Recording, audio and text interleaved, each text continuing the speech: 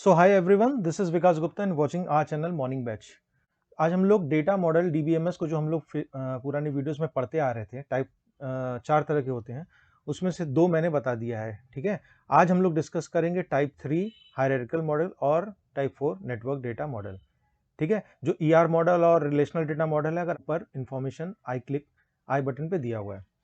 ठीक है, तो हम लोग पहले स्टार्ट करते हैं बिना देरी की हायरार्किकल मॉडल। देखिए, हायरार्किकल मॉडल और नेटवर्क डेटा मॉडल दोनों ही लगभग लगभग सिमिलर होते हैं विथ ओनली वन डिफरेंस, और वो डिफरेंस हम लोग वीडियो के बीच में समझेंगे। ठीक है, तो पहला अप्रोच हमारा है हायरार्किकल डेटा मॉडल। देखिए, हायरार्किकल डेटा मॉडल भी एक तरह का डेटा मॉडल होता है जिसमें कि हम लोग पूरा का पूरा इंफॉर्मेशन एक ट्री लाइक स्ट्रक्चर में बनाते हैं। ठीक है, ट्री लाइक स्ट्रक्चर में बनाते हैं। देखिए, नाम से ही क्लियर है, हायरार्की। हायरार्की समझते हो, जैसे एक जनरेशन से दूसरा जनरेशन, दूसरे जनरेशन से तीसरा जनरेशन। ठीक है, जैसे कि मान लीजिए ग्रैंडसन है, उसके फादर का नाम, उसके फिर फादर का नाम। ठीक है, इस तरीके से आप उसके पूर्वज तक पहुंच सकते हैं कि वो किस फैमिली से बिलोंग करता है। क्लियर? तो इसी तरीके से हम लोग किसी एक data model, hierarchy data model में किसी एक डेटा को ट्रैवर्स करते हुए हम लोग कहीं भी पहुंच सकते हैं। यही हमारा फिजिकल मीनिंग है हायरार्किकल डेटा मॉडल का। ठीक है, बाकी तो ये हम अभी हम लोग एग्जांपल से समझेंगे क्या क्या होता है विथ अ प्रॉपर एग्जांपल, मतलब उसमें नोड्स क्या होते हैं और ये वन टू मैनी रिलेशनशिप होता है सब। ठीक है, तो आइए हम लोग एग्जांपल देखते हैं। तो आइए हम लोग समझते हैं इस डायग्राम से हायरार्किकल डेटा मॉडल। ठीक है, पहले मैं इसको एक बार डायग्राम एक्सप्लेन कर देता हूँ। देखिए, ये ट्रैवल मोड है। ठीक है, मतलब कि हम लोग कितने तरीके से ट्रैवल कर सकते हैं, ये इस डायग्राम में डिपिक्ट हुआ है। तो देखिए, ट्रैवल हम लोग आइदर बाय लैंड से कर सकते हैं, ठीक है, या पानी के रास्ते, या एयर। ठीक है, लैंड अगर हम लोग करना चाहते हैं तो हमारे पास 2 ऑप्शन है। हम लोग बाय रोड भी जा सकते हैं, बाय रेल भी जा सकते हैं। ठीक, रोड अगर हम लोग बाय रोड अगर कंटिन्यू करना चाहते तो फिर हमारे पास फर्दर 2 ऑप्शन है कि हम लोग कार से भी ट्रेवल कर सकते हैं, बस से भी ट्रेवल कर सकते हैं। ठीक है, ऐसे देख रहे हो ना, एक एक हायरार्की निकलता जा रहा है। रेल से है तो हम लोग fast, super fast train, semi fast train से भी ट्रेवल कर सकते हैं, पैसेंजर ट्रेन से भी ट्रेवल कर सकते हैं। ठीक है, फिर देखिए वाटर है, तो वाटर में आपका शिप से भी ट्रैवल कर सकते हैं जब बहुत बड़ी बड़ी कंट्रीज को विजिट करना हो। बोट है जब छोटे छोटे लोकेशन को विजिट करना हो। ठीक है, एयर है तो एयरप्लेन से आप ट्रैवल कर सकते हो। एयरप्लेन में भी 2 ऑप्शन है, आप प्राइवेट जेट, अपना एक जेट हो, ठीक है, या पब्लिक हो, पब्लिक एयरपोर्ट हो, सॉरी एयरप्लेन हो। पब्लिक एयरप्लेन में भी 2 ऑप्शन है हमारा कि आप इकोनॉमी क्लास में भी ट्रैवल कर सकते हो, फर्स्ट क्लास में भी ट्रैवल कर सकते हो। ठीक है, ये पूरी एक हायरार्की आपको समझ में आती है। अब हम लोग इसके थोड़े नॉमेनक्लेचर को समझते हैं कि इसमें नॉमेनक्लेचर क्या क्या चीज है। ठीक, तो देखिए, जो ये आप रेड कलर के बॉक्स में देख रहे हो, ये सारे जैसे ट्रैवल, लैंड, वाटर, ये सारों को हम लोग कहते हैं नोड्स। ठीक है, क्या कहते हैं हम लोग? नोड्स। नोड्स मतलब कि आप ये समझ लीजिए कि नोट्स में आपके डेटा प्लस इंफॉर्मेशन रहता है। ठीक है, डेटा प्लस इंफॉर्मेशन। ठीक है, वो अपना डेटा रखता है और इंफॉर्मेशन दूसरे के लिए भी रखता है, उसको हम लोग कहते हैं कलेक्टिवली नोड्स, मतलब एक लॉजिकल टर्म है। ठीक है, तो कई सारे नोड्स हैं। ठीक है, तो अब आप ये देखिए कि ये आपका, जब हम लोग ट्रैवर्स करेंगे मतलब ऊपर से नीचे की तरफ, तब हम लोग किसी भी नोड पे पहुंच सकते हैं या किसी भी डेटा और इंफॉर्मेशन पे पहुंच सकते हैं, और इसी तरीके से हम लोग डेटाबेस को डिजाइन करते हैं। ठीक है, अब देखिए कि इसमें आप इस वाले को एग्जांपल समझिए, लैंड। ठीक है, तो लैंड के आपके 2 सबसेट आप मान लीजिए, रोड है, रेल है। मतलब अगर हमको लैंड से ट्रेवल करना है तो हमको आइदर रोड से ट्रेवल करना होगा और रेल से। ठीक है, तो इसको हम लोग कहते हैं पेरेंट नोड। ठीक है, और इसको हम लोग कहते हैं चाइल्ड नोड। ठीक है, क्यों ऐसा कहते हैं?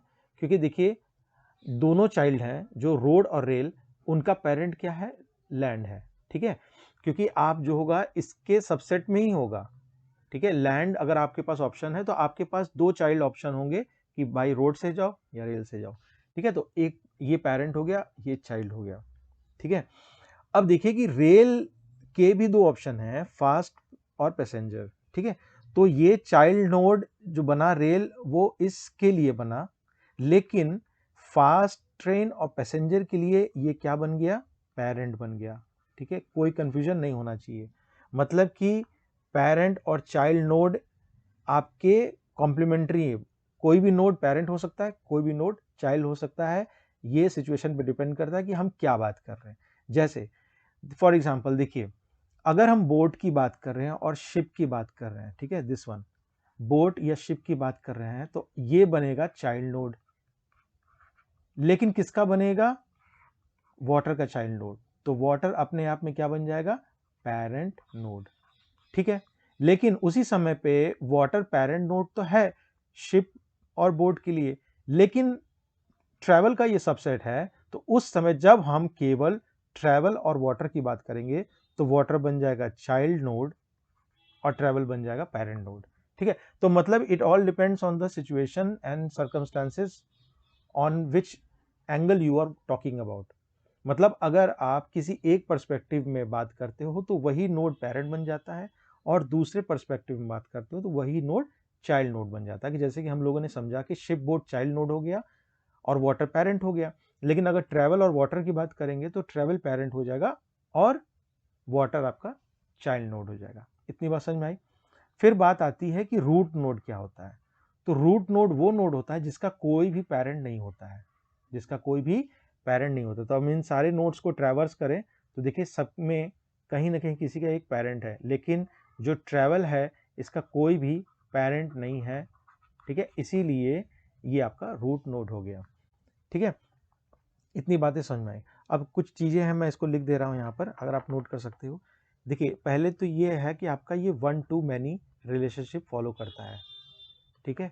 मतलब कि एक पेरेंट के कई चाइल्ड हो सकते हैं, लेकिन एक चाइल्ड के कई पेरेंट नहीं हो सकते, और यही कहीं ना कहीं इसमें डिसएडवांटेज भी है, हम लोग समझेंगे उसको। तो वन टू मैनी रिलेशनशिप को ये फॉलो करता है।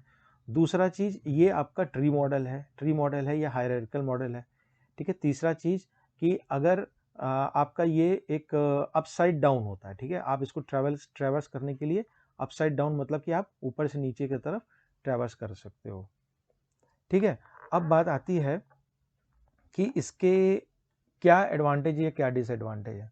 तो देखिए ध्यान से देखिएगा, अगर हमको देखिए इस ये वाला एग्जांपल देखिए, कार नोड पे पहुंचना है तो हम लोग को क्या करना होगा? ट्रैवल से हमको लैंड पे जाना पड़ेगा, लैंड से हमको रोड पे जाना पड़ेगा, ठीक है, फिर रोड से हमको कार में आना पड़ेगा। मतलब कि और कोई रास्ता नहीं है जैसे कि हम लोग ट्रैवल से सीधे क्या हो जाए, कार पे पहुंच जाए। मतलब कि थोड़ा कॉम्प्लिकेटेड हो जा रहा है, ठीक है, आपको पूरा पाथ फॉलो करना पड़ेगा। ट्रैवल से आप लैंड पे जाएंगे, लैंड से रोड पे जाएंगे, रोड से कार पे जाएंगे। सिमिलरली अगर यहाँ पर इकोनॉमी क्लास में है तो आप ट्रैवल से एयर में जाओगे, ठीक है, एयर से एरोप्लेन में जाओगे, एयरप्लेन से पब्लिक में जाओगे, पब्लिक से इकोनॉमिक मोड में जाओगे। मतलब कि ये आपका थोड़ा सा कॉम्प्लेक्स हो गया है। और अगर मान लीजिए हम लोग किसी नोड को सर्चिंग के लिए यूज कर रहे हैं, मान लीजिए भले ऑपरेटिंग सिस्टम उसको सॉफ्टवेयर बना के हम लोग सर्च कर ले, लेकिन सर्चिंग की जो कॉम्प्लेक्सिटी वो ज़्यादा हो जाएगी।